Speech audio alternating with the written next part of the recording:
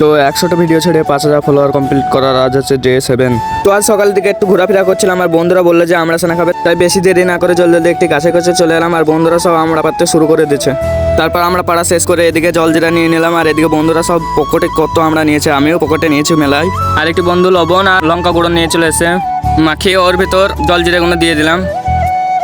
তারপর বেশি দেরি না করে আমরা একটা নিয়ে মুখে ভরে নিলাম। আর কি বলবো ভাই, এত ঝাল ছিল তোমাদেরকে বলে বোঝাতে পারবো না গাইস। আমরাটা খাওয়ার পর ভাই আমার অবস্থা খারাপ হয়ে গেছিল পুরো। তারপর বাড়িতে এসে ভাই চিনি খেতে শুরু করলাম, ভাই এতটাই ঝাল ছিল। তারপর বিকালের দিকে একটু সাজুগুজু করে ঘুরতে বেরিয়ে গেলাম আর এদিকে আকাশের অবস্থাটা দেখো ভাই।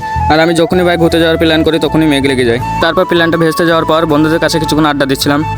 তারপর বিকালের দিকে একটু ঘুরতে পারিনি, তাই সবার একটু মন খারাপ, তাই ওরা সব বললো যে রাত্রেবেলা একটু কোথাও যাওয়া যাক। তারপর সবাই মিলে প্ল্যান করলো যে বিরিয়ানি খেতে হবে, তাই এখন কটা বাজছে দেখো, রাত 8টা 41 বাজছে। তারপর বেশি দেরি না করে গাড়ি নিয়ে বেরিয়ে গেলাম সব বন্ধু মিলে। তারপর দোকানে পৌঁছে ভাই 5 প্লেট বিরিয়ানি অর্ডার দিয়ে দিলাম। অর্ডার দেওয়ার সাথে সাথে বিরিয়ানি চলে এসেছে আমাদের কাছে। আর কি বলবো ভাই, বিরিয়ানি গন্ধে মনে হচ্ছে পেট ভরে যাবে, কিন্তু পেট ভরলে তো চলবে না, খেয়ে দেখতে হবে। তাই বেশি দেরি না করে কিছু বিরিয়ানি মুখে ভরে নিলাম। আর কি বলবো, অসাধারণ টেস্ট ছিল, আমার বন্ধুর খাওয়া দেখে বুঝে ফেলেছো। তারপর আমরা খাওয়া দাওয়া করে বাড়ির দিকে রওনা দিয়ে তোমরা জলদি চ্যানেলটা ফলো আর সাবস্ক্রাইব করে এসো, লাইক করতে বলো না গাইস।